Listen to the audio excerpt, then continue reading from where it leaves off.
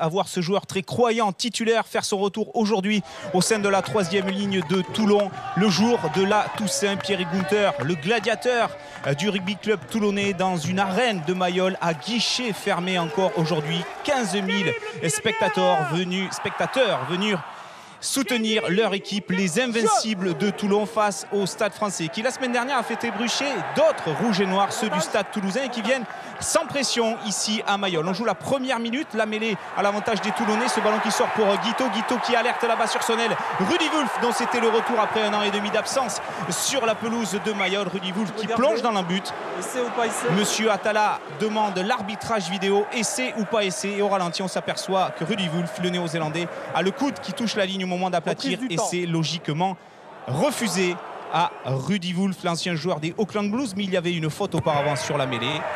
Johnny Wilkinson passe la première pénalité du match et Toulon mène 3-0.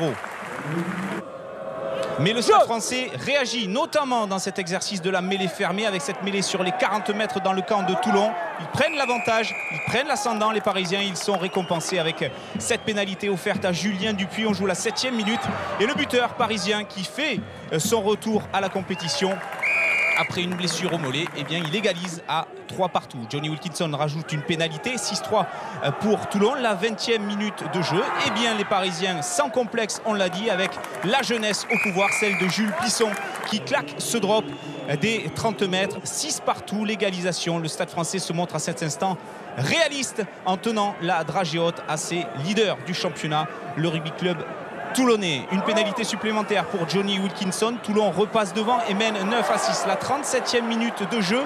Et les espoirs du Stade Français qui continuent d'envoyer du jeu à l'image de Bonneval. Stoppé, le ballon qui sort pour Papé pour Fainifo qui retrouve le soutien de Lavala, l'américain qui s'arrache, qui est stoppé à l'intérieur des 22 mètres. Le jeu qui rebondit sur un temps de jeu supplémentaire. Le ballon pour Parissé qui écarte ce ballon avec Plisson pour Contepomi pour Naya Savelou à l'intérieur des 22 mètres, repris par la défense de Toulon. Les Parisiens vont au-delà du ballon, ils sont sanctionnés par monsieur Atala.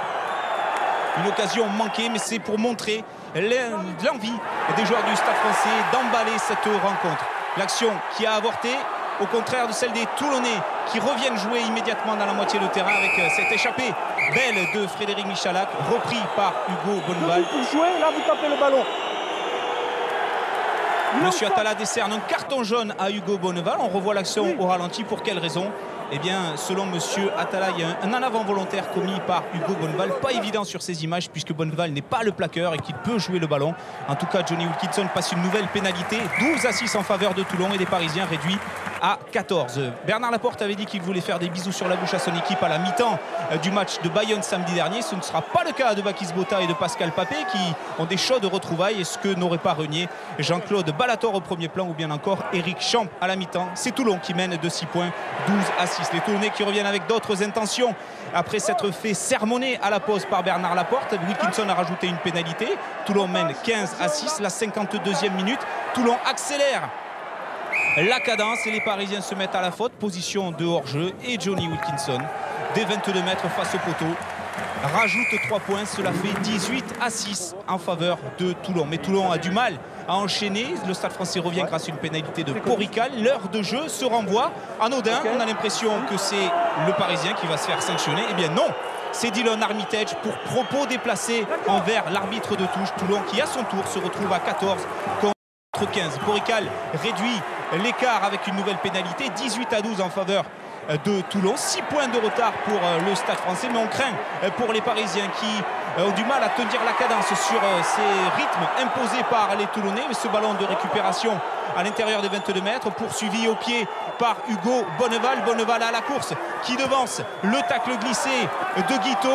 La course de Bonneval avec le soutien de Porical qui vont devancer à la fois la paire et Smith pour aplatir ce ballon. Le contre assassin de 80 mètres des Parisiens. Et à l'initiative de cette action, il y a ce ballon perdu par Johnny Wilkinson sur ce plaquage peut-être un peu haut de la part du deuxième ligne sud-africain Van Zyl. En tout cas, la belle conduite de balle d'Hugo Bonneval qui poursuit au pied pour aller aplatir l'essai. C'est un événement parce que c'est le premier essai encaissé à domicile cette saison par les Toulonnais.